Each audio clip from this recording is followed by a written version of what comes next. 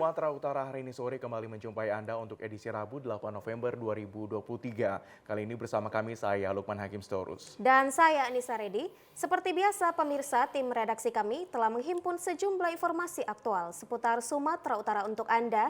Berikut kita awali informasi selengkapnya.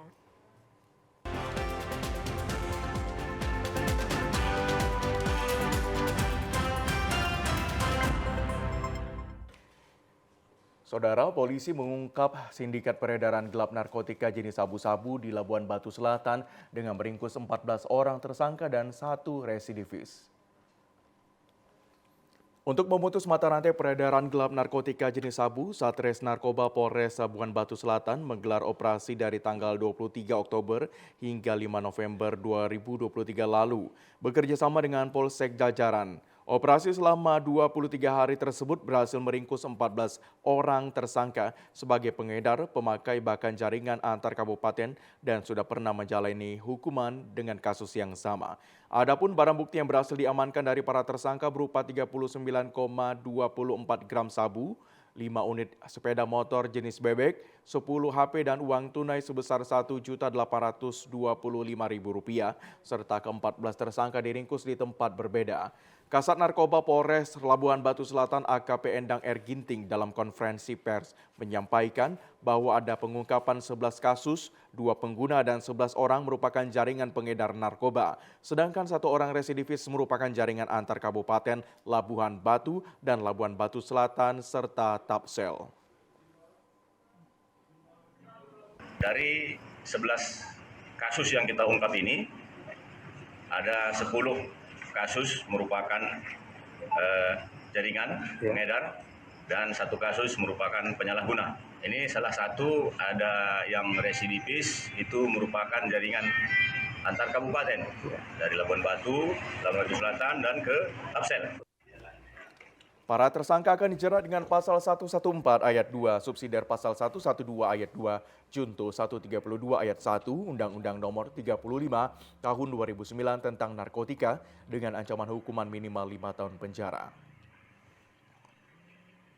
Sementara itu pemirsa, Polres Mandaling Natal menemukan 5 hektar ladang ganja siap panen di perbukitan Mangompang, Kecamatan Panyabungan Timur. Penemuan ladang ganja ini langsung dimusnahkan dengan cara dicabut dan dibakar.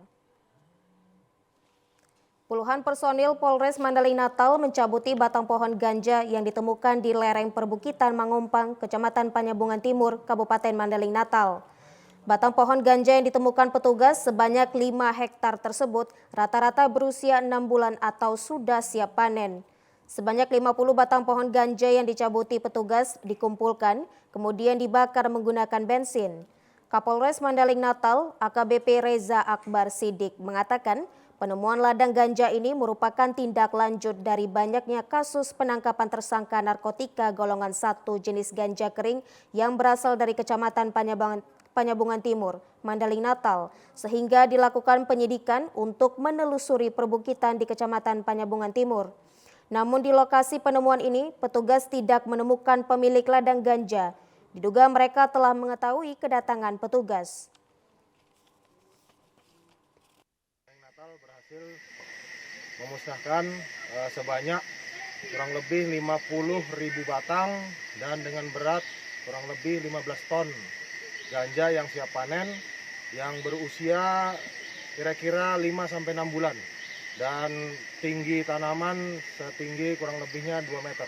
Jadi ini suatu bentuk komitmen dari Polres Mandaling Natal untuk terus melakukan pemberantasan penyalahgunaan maupun peredaran gelap narkoba. Petugas unit Reskrim Polsek Percut Setuan meringkus seorang pelaku pembakaran terhadap pria bernama Denny Rangkuti beberapa waktu lalu di kawasan Jalan Pipit 7 Perumnas Mandala, Kecamatan Percut Setuan, Deli Serdang.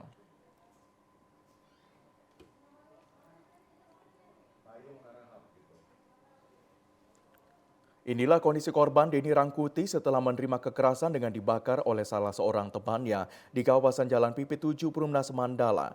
Hal ini terjadi setelah korban dituduh mencuri handphone milik salah seorang pelaku bernama Ernest Dababan. Setelah keduanya cekcok, lalu seorang pelaku lainnya yakni Sumardi Sinamu memprovokasi Ernest Dababan untuk menyiramkan bensin dan membakar tubuh korban.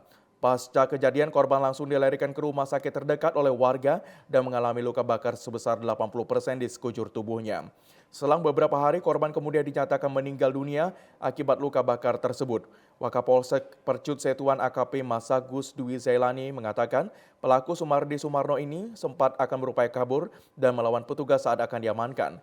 Tidak ingin buruannya kabur, petugas sontak memberikan tindakan tegas dan terukur kepada pelaku. Korban atas nama inisial DP itu dituduh mencuri handphone. Kemudian di TKP pelaku SS menyuruh atau minta pelaku si EN ini untuk melakukan pembakaran dengan menggunakan bahan bakar yang sebelumnya sudah dibeli oleh si SS atau L ini. Saat ini polisi sedang memburu pelaku lainnya yakni Ernis Narbaban yang telah masuk dalam daftar pencarian orang untuk segera menyerahkan diri. Atas perbuatannya, tersangka dijerat dengan pasal berlapis tentang penganiayaan dan menyebabkan orang tewas serta terancam hukuman 20 tahun penjara. Informasi lainnya pemirsa, para korban dugaan jual beli kasus dalam perkara perdata nomor 16/PDT 2023 Pengadilan Negeri Gunung Sitoli mendesak Badan Pengawas segera menangani laporan yang telah mereka sampaikan 1 pekan lalu. Merasa ditipu dan dirugikan hingga ratusan juta rupiah, sekelompok warga kembali melaporkan oknum panitera pengganti yang bekerja di Pengadilan Negeri Gunung Sitoli. Oknum panitera YZ dijelaskan para korban awalnya dihubungi terlapor saat mereka tengah menggugat objek tanah dalam perkara melawan hukum di Pengadilan Negeri Gunung Sitoli. YZ yang kini jadi terlapor menawarkan pada penggugat bahwa kasus tersebut bisa dibantu dan diupayakan menang jika mau memberi sejumlah uang. Dugaan jual beli kasus di Pengadilan Negeri Gunung Sitoli oleh oknum panitera tersebut dibuktikan dengan adanya sejumlah percakapan WhatsApp antara korban dan YZ. Namun hingga kini, penanganan kasus yang dilaporkan ke Badan Pengawasan Pengadilan di tingkat pusat atas praktek jual beli kasus yang dilakukan oknum panitera tersebut masih belum ada tanda-tandanya. Para korban mendesak pihak Badan Pengawas segera menangani kasus tersebut untuk tegaknya supremasi hukum dan menyeret oknum panitera dan para hakim di Pengadilan Negeri Gunung Sitoli. Menjanjikan beliau yang berinisial Z menjanjikan kepada keluarga, menjanjikan kepada kami untuk memenangkan perkara nomor 16 dan ya Bu. Sejak saat itu kami menyerahkan sejumlah uang dan kami menghubungi beliau kembali dan dicoba untuk difasilitasi melalui pengadilan dan tidak tercapai juga. Akhirnya kami melaporkan kepada Bawas. Wakil Ketua Pengadilan Negeri Gunung Sitoli yang dikonfirmasi mengatakan pihaknya tidak akan mengabaikan laporan pengaduan tersebut. Dalam sejarahnya, baru pertama kali inilah pihak PN Gunung Sitoli dilaporkan atas masalah kasus jual beli perkara. Sejauh ini kalau sesuai dengan kita sudah laksanakan perma nomor 7 dan 8. Sejauh ini kita mengingatkan mengenai disiplin kerja dan selama ini diturutin, memang dilaksanakan dengan baik. Apakah ini baru pertama kali tindakan ada seperti ini atau ada pernah? Selama saya sebagai pimpinan di sini, wakil, baru sekali ini ada surat pelapor pengaduan seperti itu. Pihak korban sebelumnya telah menempuh dengan cara kekeluargaan untuk penyelesaian masalah. Namun oknum panitera YZ menghilang dan tidak berkantor hingga saat ini. Berikut kami sampaikan informasi yang kami rangkum dalam segmen Pilihan Rakyat. Tetaplah bersama kami di Sumatera Utara hari ini sore.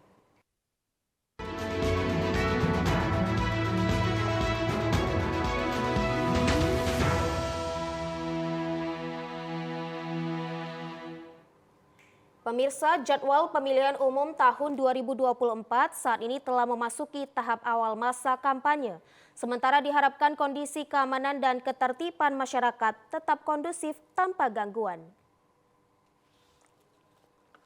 Pemetaan tingkat kerawanan dan gangguan penyelenggaraan pemilihan umum di pelosok negeri berbeda. Namun umumnya faktor geografi dan perbedaan pendapat serta kepentingan, termasuk ketidaknetralan penyelenggara pemilu dan aparatur sipil negara dapat berpotensi mengganggu jalannya pemilihan umum. Khusus di wilayah hukum Polres Nias, terdiri atas kota Gunung Sitoli, Kabupaten Nias Utara, dan Kabupaten Nias Barat. Pemberlakuan sistem keamanan dan ketertiban masyarakat sudah dimaksimalkan.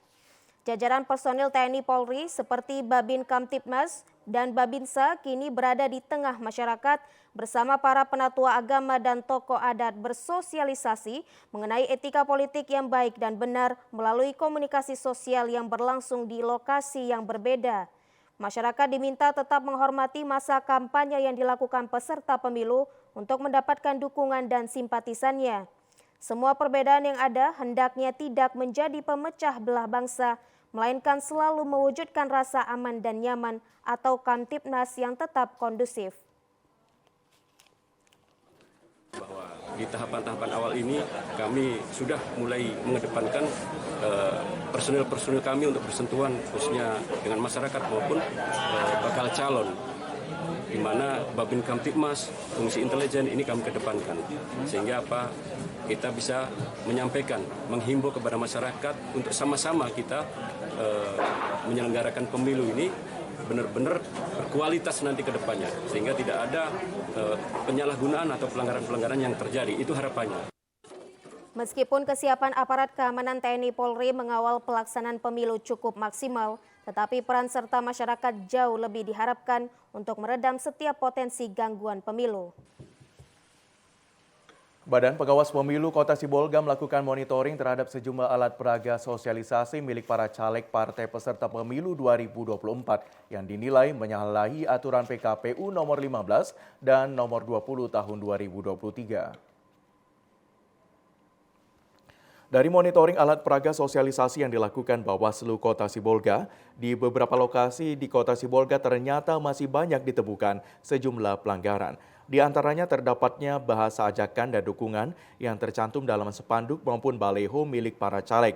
Anggota Bawaslu Kota Sibolga, Sio Bangun Marganda Sinaga mengatakan pihaknya terus melakukan monitoring terhadap alat peraga sosialisasi karena seluruh pimpinan partai di Sibolga maupun Pemko Sibolga sudah menandatangani nota kesepahaman terkait penertiban APS yang melanggar aturan. Tindak lanjut monitoring tersebut, Bawaslu Kota Sibolga hanya memberi himbauan kepada para simpatisan calon legislatif yang telah memasang spanduk maupun baliho agar untuk sementara menertibkan sendiri hingga batas tanggal 9 November mendatang. Nantinya dapat kembali memasangnya sesuai jadwal pelaksanaan kampanye. Bawaslu Kota Sibolga bersama Pemko Sibolga akan menertibkan APS yang melanggar aturan secara langsung. Kegiatan kita adalah untuk melakukan monitoring terhadap bagaimana Panwaslu Kecamatan dan Panwaslu Kelurahan Desa melakukan pendataan terhadap APS dan APK yang menyalahi peraturan perundang-undangan sesuai dengan PKPU 20 tahun 2003 tentang perubahan PKP 15 tahun 2003 tentang kampanye. Masih ada beberapa alat APS itu adalah peraga kampanye yang menyalahi. Nah, kita mencoba untuk melakukan sosialisasi kepada masyarakat pada saat kita melakukan monitoring di lapangan. Sementara itu pemirsa, keberadaan alat peraga kampanye dan alat peraga sosialisasi marak di sejumlah lokasi yang ada di wilayah Kota Medan dan sekitarnya. Pasca ditetapkannya daftar calon tetap legislatif 2024, apakah semua alat peraga kampanye wajib dibersihkan menunggu masa kampanye yang akan berlangsung? Kita akan terhubung dengan Komisioner Bawaslu Sumut, Saud Bawang Manalu, dan pengamat politik Dr. Walid Mustafa. Selamat sore Bapak-Bapak. Selamat sore, salam sehat. Salam sehat selalu, Pak Saud Bawang Manalu. Ada juga Pak Walid Mustafa yang sudah bergabung bersama kita. Selamat sore Pak Saud dan Pak Walid. Pak Payung Harahap ya, baik. Oh, Pak Payung. Baik. Ya, selamat sore. Selamat sore, Mbak. Selamat sore, Bang. Pak Payung bisa tolong di-on-kan kameranya, Pak? Iya, selamat sore, iya, Pak. Baik, selamat siap. sore. Kita ke Pak Payung. Pak Payung, pasca ditetapkannya DCT untuk calon legislatif nih Pak Payung, pengamatan Anda bagaimana seharusnya dan maraknya APK yang ada saat ini di Kota Medan khususnya? Saya kira sampai saat ini ya, informasi yang kita himpun dari Bawaslu Kota Medan bahwa penertiban alat peraga kampanye itu sudah dilakukan sejak hari Sabtu dan berlanjut pada hari Minggu kemarin. Sehingga informasi yang kita dengar sebenarnya sudah ada perubahan dari yang sebelum ditetapkan DCT sampai dan setelah ditetapkan DCT. Walaupun mungkin dari segi personil dan juga kelengkapan alat untuk penertiban dengan jumlah banyaknya APK belum maksimal secara keseluruhan begitu. Kemudian kita kepada Pak Walid sebagai pengamat politik, Pak, bagaimana kira-kira tanggapan Bapak terhadap maraknya alat kampanye saat ini? Ya, baik. Terima kasih ya, Mbak ya. Ini ada Bang Payung juga di sini. Saya kira begini, kita kalau melihat pemilu 2024 ini kan masa kampanyenya cuma kalau nggak salah efektif 75 hari ya. Dan itu sebenarnya dalam konteks pengenalan dan sosialisasi juga kampanye seluruh calon, banyak calon anggota legislatif maupun juga nanti pilpres ya, itu sebenarnya sangat singkat sekali ya, sangat singkat sekali. Jadi memang kalau kita lihat dari singkatnya masa kampanye ini, tidak heran sebenarnya memang sebelum pun DCT kemarin sudah banyak sekali itu alat peraga sosialisasi kalau kita mau buat istilah yang dibedakan sekarang oleh penyelenggara, alat peraga sosialisasi dan alat peraga kampanye gitu ya. Dan memang ini merupakan sesuatu yang wajar saja saya kira hal-hal tersebut terjadi, namun tentu sesuai dengan peraturan yang ada ya seluruh peserta pemilu juga harus bisa mengikuti aturan, dan tentu saja tadi kita juga sudah dengar dari Bawaslu juga sudah melakukan penertiban. Tapi memang kalau dilihat dari sisi kampanye dan sosialisasi yang sangat singkat ini, dan tentu saja melalui alat peraga sosialisasi ini juga belum dan tidak terlalu efektif, saya kira perlu ada ke depan ini bagaimana model yang mau dibuat, yang dibangun supaya tidak lagi kita hanya melulu membahas tentang bagaimana alat peraga kampanye, penertiban, kemudian ada yang menyalahi dan sebagainya. Substansinya adalah bagaimana masyarakat bisa mengenal lebih jauh, lebih dalam calon yang akan dia pilih. Nah, kalau misalnya dibatasi, waktu kampanye sangat terbatas, kemudian dibatasi juga sosialisasinya, ini kan juga sulit artinya masyarakat mengenal calon-calon yang akan dia pilih. Nah, itu sebenarnya yang penting menurut saya dalam konteks hal ini ya. Iya, baik, mungkin Pak. itu dulu dari saya. Iya. Pak Payung begini ya, apakah pihak Bawaslu ini akan memberikan sanksi dengan mengambil alat peraga kampanye tersebut, atau apakah pihak partai politik yang akan melakukannya secara mandiri, Pak? Bagaimana regulasinya terkait hal tersebut? Iya, yang pertama sebenarnya begini, sejak sejak partai politik itu ditetapkan menjadi peserta, itu kita melakukan sosialisasi dan berlanjut sampai pada pendaftaran calon anggota DPR masing-masing partai politik yang mereka ajukan. Selalu kita berkoordinasi, akan tetapi kan sekarang ini yang terjadi adalah mungkin ketidaksinkronan ataupun ketidakpahaman para calon. Karena kita menganggap peserta itu adalah partai politik, bukan orang per orang. Sehingga mungkin ada kealpaan atau kekurang pemahaman bahwa belum masanya kampanye, mereka memasang sendiri.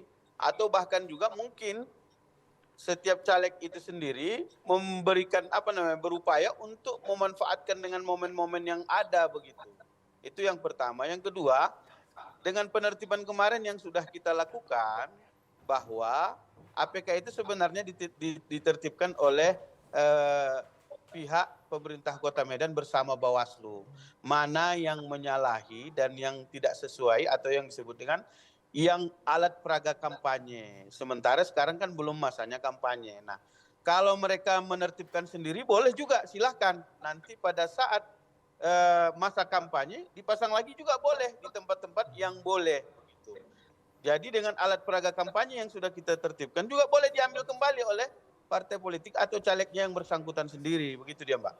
Baik Pak Walid, kalau Bapak lihat sekarang keberadaan APS maupun APK sendiri, menguntungkan nggak Pak bagi para calon legislatif ini keberadaannya Pak? Ya, itu adalah salah satu cara bagi mereka. Bahwa itu menguntungkan atau tidak bagi keterpilihan itu tentu kita bisa ukur kembali gitu ya. Tapi penyebaran alat peraga sosialisasi dan alat peraga kampanye itu adalah salah satu cara mereka untuk bisa sampai kepada masyarakat, dikenal oleh masyarakat yang menjadi pemilihnya. Bahkan misalnya tadi disinggung juga oleh Bang Payung misalnya, ya peserta pemilu kan memang partai politik. Tapi persoalannya adalah hari ini caleg-caleg yang menjadi calon anggota legislatif yang berasal dari partai politik itu, Anda lihat misalnya kita lihat sekarang, itu banyak sekali yang menampilkan foto dan nama, foto dan nama. Bahkan sebenarnya kalau di surat suara sendiri pun tidak ada foto, hanya nama saja misalnya. Tapi itu adalah cara dan langkah mereka yang kemudian yang mereka gunakan, mereka optimalkan untuk sosialisasi ke masyarakat, untuk mengenalkan dirinya ke masyarakat. Kalau saya ditanya misalnya, apakah kemudian kampanye dan sosialisasi ini dengan alat peraga sosialisasi misalnya, apakah kemudian itu harusnya diperpanjang atau kemudian diberikan dibolehkan? Saya malah mengatakan seharusnya kampanye atau sosialisasi setiap politisi yang ingin running di pemilihan itu harusnya dikasih saja waktu yang panjang gitu. Nah, ini jadi persoalan lain lagi memang sebenarnya. Tapi kalau terkait alat peraga kampanye memang penting bagi mereka karena itu adalah salah satu sarana lah menurut saya. Meskipun hari ini memang itu tidak lagi menjadi sarana utama untuk kemudian dikenal dan dipilih oleh masyarakat.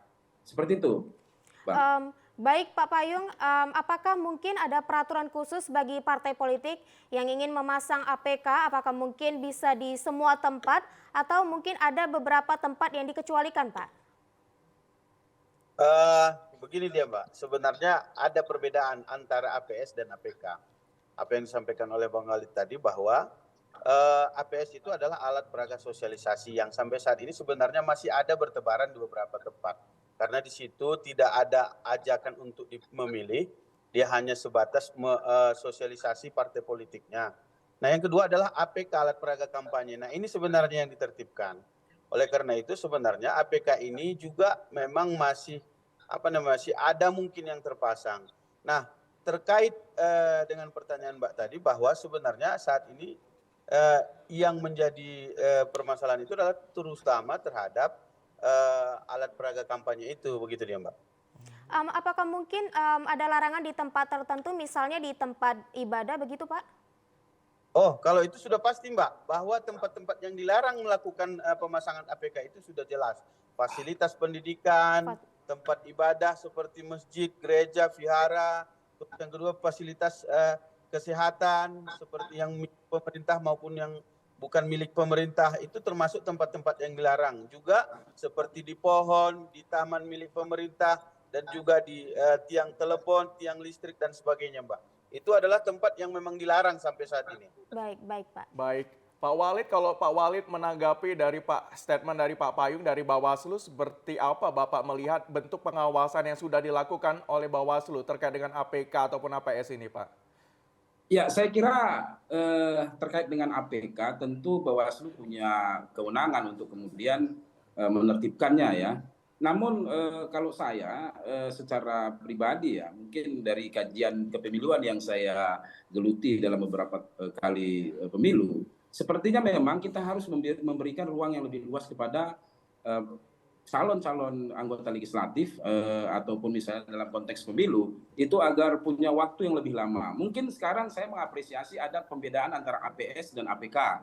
Nah mungkin bisa diberikan ruang yang lebih panjang dan lebih luas kepada para politisi ataupun para calon itu masuk dalam konteks APS-nya, alat peraga sosialisasinya. Karena memang itu adalah salah satu sarana yang penting bagi mereka untuk bisa menyampaikan berkenalan dengan masyarakatnya. Nah, kalau misalnya kita lihat dalam konteks aturan sepanjang atau sependek pengetahuan saya, sampai dengan hari ini misalnya kalau dilihat dari Perbawaslu dan PKPU yang terbaru terkait dengan APS dan APK, itu sebenarnya larangan-larangan saja yang banyak. Kalau sanksi kan belum, saya kira nggak ada. Itu hanya ada di Undang-Undang Pemilu. Tapi persoalannya adalah bagaimana kemudian praktik di lapangan, sanksi itu bisa diberlakukan dengan tegas. Tapi kan selama ini kita bisa lihat, ya ini juga sulit untuk dieksekusi. Mungkin itu bisa ditanya juga kepada Bang Payung, gimana nih mengeksekusi atau memberikan sanksi kepada orang-orang yang mungkin, atau partai politik yang mungkin melanggar aturan-aturan terkait dengan alat peraga kampanye. Tapi kalau alat peraga sosialisasi, saya kira itu kita berikan aja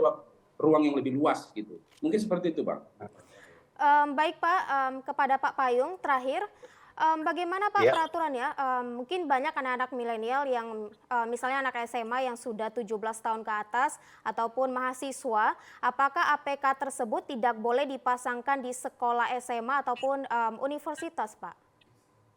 Ya, sampai saat ini belum ada yang boleh yang terkait dengan putusan MK itu. Saya pertegas Mbak bahwa kita melakukan kegiatan kampanye di dalamnya, tapi kalau pemasangan alat peraga kampanye memang tidak boleh. Melakukan kegiatan kampanye juga yang dimaksud bahwa bahasanya adalah memberikan atau mengajukan terkait dengan visi misi program kerja dia sebagai calon. Hanya itu di putusan MK yang kemarin. Kalau pemasangan alat peraga kampanye juga sampai sekarang masih dilarang terkait itu. Dan bahkan pada saat dia mengutarakan visi misinya juga tidak membawa atribut partai politiknya sendiri. Itu ketegasan dari putusan MK.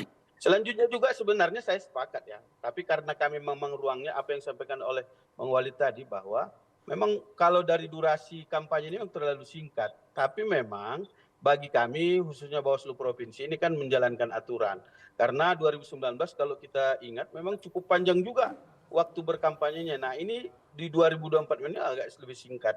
Nah saya kira memang ini ruang lingkup yang saya kira punya pandangan masing-masing lah. Berbeda cara pandang pastinya. Tapi bagi kami memang nggak bisa mengomentari juga Bang Walid terkait dengan durasi ini. Karena memang kami melaksanakan aturan yang sudah ditetapkan. Baik, terakhir ke Pak Payung, sebelum kita ke Pak Mustafa. Pak Payung, mungkin apa hal-hal yang harus disampaikan kepada dan harapan mungkin terkait kepada para caleg dan mungkin kepada partai politik terkait keberadaan APK ini, Pak Payung? Ya, saya kira begini Mbak, Bang, dengan pola dan desain model kampanye ini kan sebenarnya sudah berkembang. Saat ini ada istilah APS, alat peraga sosialisasi, ada alat peraga kampanye. Nah, kita berharap begini, momen kampanye ini harus didesain. Mana yang masuk ke ranah dilarang, mana yang tidak. Itu tadi saya kira desain partai politik juga harus ada. Sehingga memanfaatkan ruang-ruang. Belum pernah kita lihat ada setiap partai politik menawarkan dari setiap dapil itu partai politik membuat semua foto caleg-calegnya. Yang ajakannya saat ini tidak masuk dalam ranah alat peraga kampanye, tapi maksudnya adalah alat peraga sosialisasi. Saya kira desain seperti ini yang kita harapkan dan kita anjurkan kepada partai politik begitu.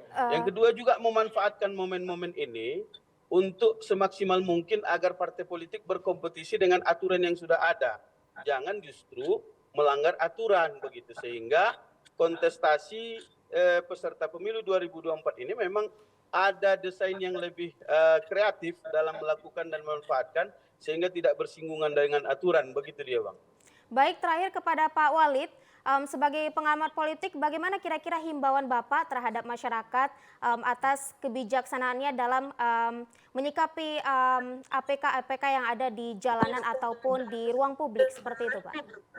Baik, saya kira tadi ada satu poin yang saya sangat sepakat dengan Bang Payung ya. Bagaimana penekanan terhadap partai politik sebagai peserta pemilu itu punya desain dan model kampanye yang lebih up to date lah ya. Tidak lagi seperti yang kemarin meramaikan saja APK tapi membuat jorok kota gitu ya. Nah saya kira itu penting karena memang partai politik punya tanggung jawab untuk melakukan atau membuat desain kampanye yang lebih baik agar seluruh caleg yang mereka usung itu bisa diterima oleh dan dikenal oleh masyarakat. Nah kemudian tentu saja kita minta juga kepada seluruh caleg yang ada ini, jangan juga berlomba-lomba untuk memasang alat peraga di tempat yang tidak seharusnya, yang membuat mengotori estetika kota, kemudian juga memaku pohon dan lain sebagainya. Baiknya adalah caleg-caleg ini yang lebih efektif tentu saja sosialisasi dengan tatap muka langsung. Tentu saya kira dengan sekarang ini diatur bahwa kampanye dengan tatap muka di internal partai, kader-kader partai itu diperbolehkan. Nah itu yang harus sebenarnya lebih diperbanyak oleh para kontestan dalam hal ini caleg dan partai politik. Bertemu langsung dengan masyarakat, mendengar langsung keluhan masyarakat dan kemudian mengajak ataupun kemudian mensosialisasikan apa yang kemudian ingin dibuat oleh para caleg-caleg dan partai politik ketika berkuasa atau menang. Saya kira itu supaya juga alat-alat peraga sosialisasi dan alat peraga kampanye tidak menjadi berita yang kemudian selalu dan setiap pemilu itu menjadi sesuatu yang kemudian membuat kita heboh seperti itu. Saya kira itu, Mbak. Baik. Terima kasih Pak Payung Harahap, Bawaslu Sumut dan Bapak Dr. Walid Mustafa. Terima kasih. Sudah bergabung bersama kita pada sore hari ini. Selamat Terima kasih, beraktivitas Bang kembali Payung. Bapak-Bapak. Terima kasih Bang Walid. Selamat sore. sore. Selamat sore, sampai jumpa Bapak-Bapak. Pemirsa, kami akan segera kembali usai jeda berikut dengan informasi menarik lainnya. Tetaplah bersama kami.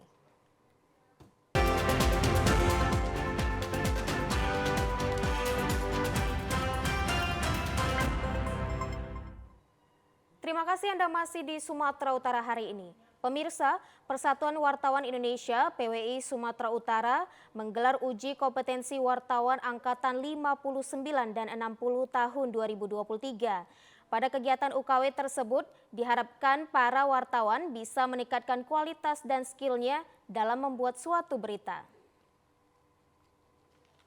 Kegiatan UKW tersebut dihadiri puluhan wartawan dari media online, televisi, dan cetak, dan berlangsung selama 2 hari. Di hari pertama kegiatan dibuka Direktur UKW PWI Pusat Firdaus Komar dan Ketua PWI Sumatera Utara Varianda Putra Sinik. Dalam pelaksanaan UKW kali ini diikuti 60 peserta yang terdiri dari 6 orang tingkat utama, 12 orang tingkat madya, dan 48 orang tingkat muda. Ketua PWI Sumatera Utara Varianda Putra Sinik mengatakan kegiatan UKW angkatan 59 dan 60 ini diharapkan bisa meningkatkan kualitas dan skill para jurnalis dalam membuat suatu berita. Varianda menyebutkan untuk pelaksanaan UKW kali ini mendapat bantuan dana hibah dari pemerintah Sumatera Utara. Kami ya tentunya dalam uji kompetensi ini bisa kawan-kawan itu bisa kompeten semua kan gitu. 60 orang ikut ya 60 orang yang kompeten, dan supaya dana hibah itu nggak sia-sia kan gitu. Dan saya melihat kawan-kawan ini nampaknya betul antusias dan betul-betul memang betul-betul wartawan lah gitu kan. Dan alhamdulillah tahun ini akan ada 7 kali UKW. Jadi saya menghimbau kawan-kawan atau wartawan yang ingin ikut uji kompetensi, PWI membuka diri asal persyaratannya dipenuhi. Kadis Kominfo Sumatera Utara Ilyas Sitorus menyambut baik pelaksanaan UKW yang dilaksanakan oleh PWI. Ilyas berharap kepada para jurnalis yang telah berkompeten nantinya bisa membuat suatu pemberitaan yang positif dan berimbang yang bisa mengedukasi masyarakat. Pemerintah Sumatera Utara dalam hal ini mendukung pelaksanaan UKW yang dilakukan oleh PWI Sumatera Utara. Sebagai bukti dukungan, Pemprov telah memberikan dana hibah kepada PWI Sumatera Utara dengan harapan kawan-kawan peserta UKW ini keprofesionalannya bisa dapat lebih terjaga, sehingga pemberitaan-pemberitaan yang diberikan khususnya tentang Sumatera Utara itu bisa memberikan edukasi. Artinya kita tidak melarang mereka melakukan koreksi, silakan koreksi, tapi sifatnya membangun, sehingga ini menjadi masukan bagi pemerintah Sumatera Utara tentang keberadaan sebuah yang diberitakan itu. Sejumlah ruas jalan rusak di Kepulauan Nias terutama jalan provinsi luput dari perhatian pemerintah. Warga meminta dilakukan perbaikan agar dapat memperlancar aktivitas perekonomian di daerah tersebut. Dari ratusan titik lokasi jalan dengan tingkat kerusakan parah, salah satu di antaranya kawasan kilometer 27 di Desa Padoro, Hunogoa, Kecamatan Hili Serangkai, Kabupaten Nias, sangat sulit dilalui kendaraan. Kerusakan jalan ini bermula pada peristiwa tanah longsor November lalu akibat daerah tersebut dilanda curah hujan yang berkepanjangan.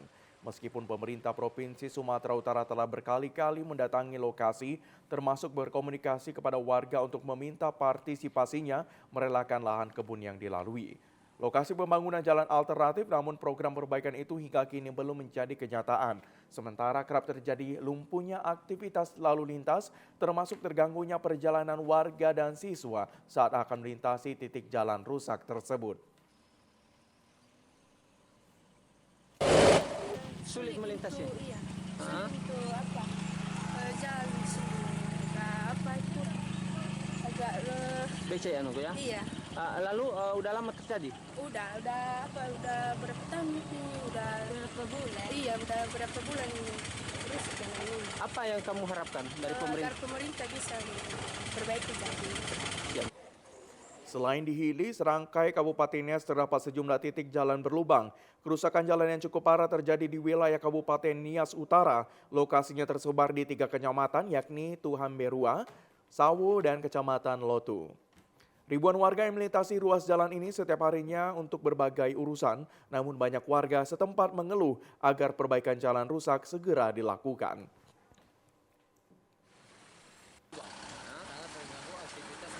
Termasuk dalam kalau misalnya ada hasil-hasil pertanian tapi tidak bisa masuk dilalui oleh kendaraan. Jadi harapan ke depannya ada perhatian khusus dari pemerintah baik dari daerah dan pusat. Keseluruhan ruas jalan rusak ini jika dilakukan perbaikan oleh pemerintah Provinsi Sumatera Utara dapat memajukan hubungan antara 5 kabupaten kota di Pulau Nias, termasuk peningkatan kapasitas ekonomi masyarakat, dapat lancarnya pendistribusian hasil komoditi perkebunan para petani menuju sentra pasar. Informasi lainnya pemirsa, puluhan warga mendatangi kantor desa Seibaru, Kecamatan Hamparan Perak, Deli Serdang, akibat jalan di desa mereka belum mendapat perbaikan. Dengan membawa poster, puluhan warga Dusun 4, Desa Seibaru, Kecamatan Hamparan Perak, Kabupaten Deli Serdang, meminta Kepala Desa memberi izin dinas kepada PUPR Deli Serdang untuk memperbaiki jalan di dusun mereka. Dalam aksi yang didominasi kaum ibu-ibu tersebut, selain membawa poster, warga juga membawa panci dan wajan sebagai tanda jika yang melakukan aksi demo adalah kaum ibu-ibu. Warga meminta kepada Kepala Desa Seibaharu, Suryaman, untuk menandatangani surat kerja dinas PUPR Deli Serdang yang mau memperbaiki jalan di dusun tersebut. Tina, salah satu warga yang ikut dalam aksi, mengatakan aksi mereka sebagai bentuk protes kepada Kepala Desa yang menolak perbaikan jalan di Dusun 4. Dikatakan jalan tersebut sudah puluhan tahun tak tersentuh pembangunan dari pemerintah. Namun saat akan dilakukan perbaikan jalan, Kepala Desa Seibaharu justru menolak tanpa memberikan kejelasan kepada masyarakat.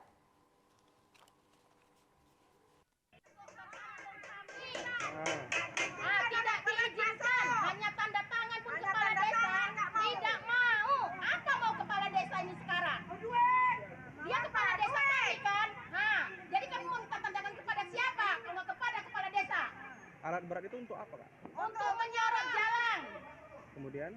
Ya untuk diperbagusi lah jalan. Udah berapa lama jalan rusak? Oh, udah lama. Sebelumnya udah pernah dikomunikasikan sama Kepala Desa? Udah berkali-kali. Tanggapan Kepala Desa? Kampung kami ini kampung yang tertinggal atau memang yang ditinggal?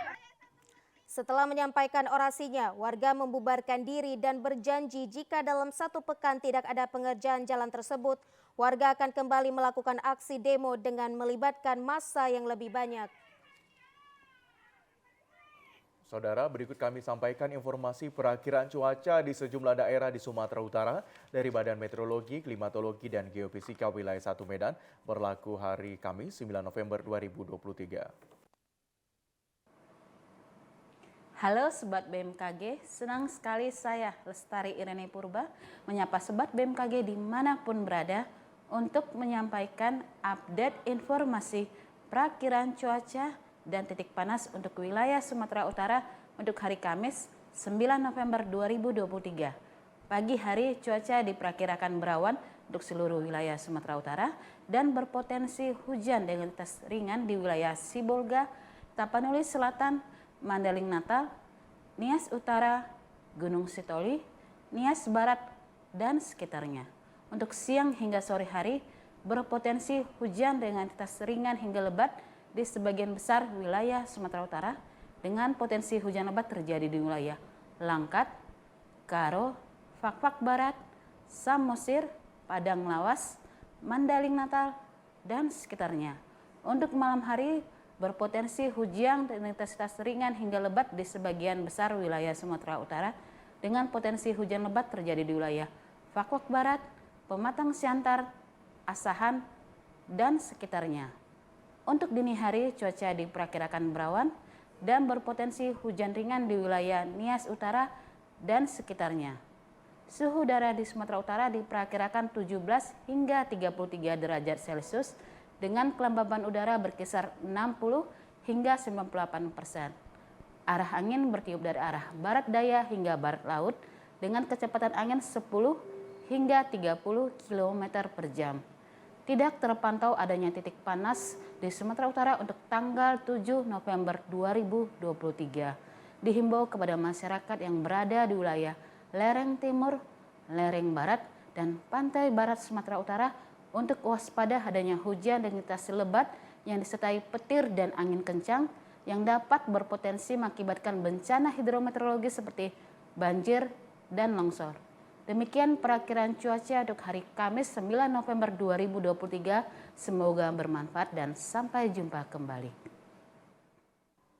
Pembukaan turnamen bola voli indoor antar pelajar SMK dan SMA sederajat se-Kabupaten Langkat diikuti 40 tim putra-putri. Dari beberapa sekolah yang ada di Kabupaten Langkat berlangsung di gelanggang olahraga Stabat kemarin. Turnamen yang digelar selama seminggu dimulai dari tanggal 7 hingga 13 November 2023 bertujuan mendapatkan bibit-bibit atlet muda berbakat dari cabang olahraga bola voli usia remaja yang ada di Kabupaten Langkat. Ketua Panitia Ahmad Fian mengatakan para peserta turnamen bola voli indoor merupakan perwakilan sekolah yang ada di Kabupaten Langkat sebanyak 32 tim putra dan 8 tim putri dengan pertandingan kompetisi penuh. Ketum Pengcap PBVSI Langkat Agus Safi'i mengatakan, pelaksanaan turnamen bertujuan selain mencari atlet berprestasi juga para pelajar dapat melakukan kegiatan yang bermanfaat dan menghindari kenakalan remaja serta bahaya narkoba. Turnamen yang memperebutkan piala bergilir dari Dinas Pendidikan Langkat diikuti 40 sekolah se-Kabupaten Langkat yang berasal dari sekolah SMA Binjai, Pangkalan Susu, Padang Tualang, Tanjung Pura, Stabat, Canggang, Bahoro, Gebang, dan SMA Kabupaten Langkat lainnya. PLT Bupati Langkat Haji Syah Afandin membuka secara resmi turnamen bola voli antar pelajar sangat mengapresiasi terselenggaranya kegiatan yang sangat positif ini. Turnamen berlangsung dalam bentuk nyata. Pembinaan sekaligus upaya mencari atlet muda berprestasi diharapkan dapat menghidupkan kembali gairah olahraga, khususnya cabang bola voli yang sempat berkibar pada era tahun 80-an hingga 90-an, dikenal gudangnya atlet muda berbakat dan berprestasi yang mengharumkan nama Kabupaten Langkat.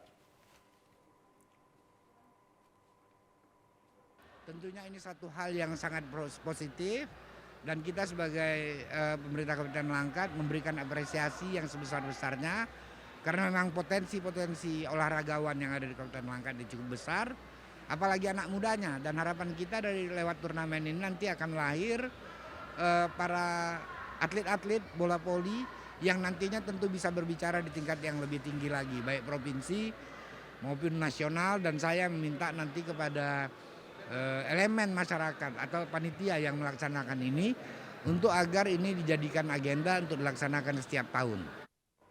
Kepala Cabang Dinas Kacabdis Pendidikan Langkat, Binjai, Haji Saiful Bahri menyampaikan terima kasih atas apresiasi PLT Bupati Langkat, Haji Syah Afandin. Kegiatan ini selain dapat membina pelajar dari usia remaja, juga menghindarkan para pelajar dari semua jenis perbuatan yang tidak bermanfaat yang dapat mencoreng nama dunia pendidikan. Turnamen bola voli tingkat SMA, SMK, dan sederajat ini tentu bertujuan mencari calon-calon atlet-atlet khususnya dari Kabupaten Langkat ini untuk dapat berprestasi ya, di tingkat baik itu di tingkat lokal, Kabupaten Langkat, dan tingkat provinsi dan juga tingkat nasional. Harapan kami untuk melakukan kegiatan-kegiatan turnamen ini lebih banyak lagi atlet-atlet muda yang berminat untuk melakukan pertandingan-pertandingan supaya bisa meningkatkan kualitas. Pada pertandingan pembukaan kemarin, berhadapan antara SMA Negeri 1 Binjai melawan SMK Padang Tualang serta MAN 3 Langkat berhadapan SMK Dharma Patra Pangkalan Susu. Para peserta dapat mengembangkan pola teknik permainan secara benar dan menjaga kekompakan. Tim juga disiplin tinggi sehingga nantinya kemenangan dapat diraih dan tetap menjunjung tinggi nilai persaudaraan dengan berkomitmen siap menang dan siap kalah. Sementara itu, pemirsa, putra daerah asal Langkat, Sumatera Utara, sekaligus anggota DPR RI, Profesor Johan Arifin sangat antusias dan menyambut baik terlaksananya turnamen bola voli antar pelajar se-Kabupaten Langkat. Johar Arifin di sela-sela pembukaan turnamen bola voli antar pelajar se-Kabupaten Langkat sebelumnya menggelar beberapa turnamen cabang olahraga. Di antaranya pertandingan tarkam tenis meja, pertandingan cabang atletik, turnamen sepak bola U12 sampai dengan U16, senam massal, dan lainnya. Merupakan program yang diambil dari Kementerian Pendidikan Olahraga Kemenpora yang dibawa ke Kabupaten Langkat dan kabupaten yang ada di Sumatera Utara. Menurut Johan Arifin, ada program yang diambil untuk kesejahteraan beasiswa dari tingkat sekolah dasar hingga perguruan tinggi. Dikatakan seluruh beasiswa nantinya akan diberikan sebanyak 25.000 per tahunnya di kalangan pelajar dan mahasiswa. Di kalangan mahasiswa, program yang akan diterapkan yakni beasiswa selama 8 semester ditambah dengan biaya hidup. Sementara di kalangan pelajar akan diberikan pendidikan secara gratis hingga tamat sekolah. Oleh karena itu, Profesor Johan Arifin sangat mendukung terlaksananya kegiatan olahraga, khususnya pertandingan bola voli yang digelar di Dinas Pendidikan Langkat Binjai. Diharapkan agar para atlet bersungguh-sungguh untuk mencapai prestasi. Semakin banyak bertanding, semakin banyak persahabatan, serta manfaatkan pertandingan dengan sportivitas yang tinggi. Terselenggarakannya event pertandingan di beberapa cabang olahraga agar mendapatkan atlet berprestasi yang nantinya akan diikutsertakan dalam event nasional untuk membawa harum nama Sumatera Utara. Saya gembira sekali ini hari ada kegiatan pembukaan poli antar sekolah ya seluruh Langkat. Ini sangat menggembirakan. Ini hal sesuatu yang membawa semangat mereka untuk berlatih untuk jadi atlet yang benar. Dan tadi saya titip mereka makin banyak bertanding, makin banyak sahabat. Jadi olahraga warisannya adalah persahabatan. Oleh karena itu manfaatkan pertemuan pertandingan hari ini dengan bertambahnya sahabat-sahabat. Saudara, PSMS Medan tengah bersiap mengarungi ketatnya putaran kedua kompetisi Liga 2 2023. Guna menambah kekuatan skuadnya, tim Ayam Kinantan kembali mendatangkan 2 pemain asal Korea Selatan dan Brazil yang akan mengisi posisi bek tengah dan penyerang. Mengalami hasil yang kurang memuaskan pada putaran pertama dengan hanya mengkoleksi perolehan 8 poin dari total 6 pertandingan, PSMS Medan melakukan pembenahan secara serius dalam komposisi skuadnya memasuki putaran kedua kompetisi Liga 2. Setelah mendatangkan beberapa pemain lokal yang berasal dari klub 3-1, tim Ayam Kinantan kembali mendatangkan 2 pemain asing yakni Kim Ki-soo asal Korea Selatan dan Jose Valencia asal Brazil yang masing-masing akan mengisi lini pertahanan dan lini depan PSMS Medan. Seperti diketahui bahwa pada putaran pertama lalu, PSMS Medan kerap mengalami permasalahan di lini pertahanan dan lini depan yang kurang tajam dalam setiap pertandingan yang dilakoni. Hal ini menghasilkan PSMS Medan hanya berhasil meraih 1 kemenangan pada putaran pertama lalu. Manajer PSMS Medan Mulyadi Simatupang mengatakan dengan hadirnya 2 pemain asing baru ini diharapkan mampu mendongkrak posisi klasemen PSMS Medan yang kini bertengger di peringkat ketiga klasemen sementara Grup A Liga 2 2023. Jadi 2 pemain baru ini posisi striker ya, dan 1 posisi stopper. Jadi pencarian 2 pemain baru ini juga hasil rembukan dari manajemen. Dan tentu kita juga beberapa dengan coach yang ada di Indonesia lah, katakan mencari sosok untuk pemain striker asing yang benar-benar sesuai dengan karakter kita PSMS yang bisa bertarung. Perekrutan 2 pemain asing ini juga disebut setelah dilakukan pengamatan kemampuan keduanya di atas lapangan di klub sebelumnya dan dinyatakan sesuai dengan skema permainan yang akan diterapkan oleh tim pelatih PSMS Medan pada putaran kedua nantinya. Informasi tadi mengakhiri jumpa kita di Sumatera Utara hari ini sore. Mewakili kerabat kerja yang bertugas, saya Lukman Hakim Sitorus. Dan saya Nisa Redi, mengucapkan terima kasih atas perhatian dan juga kebersamaan Anda. Selamat sore dan sampai jumpa.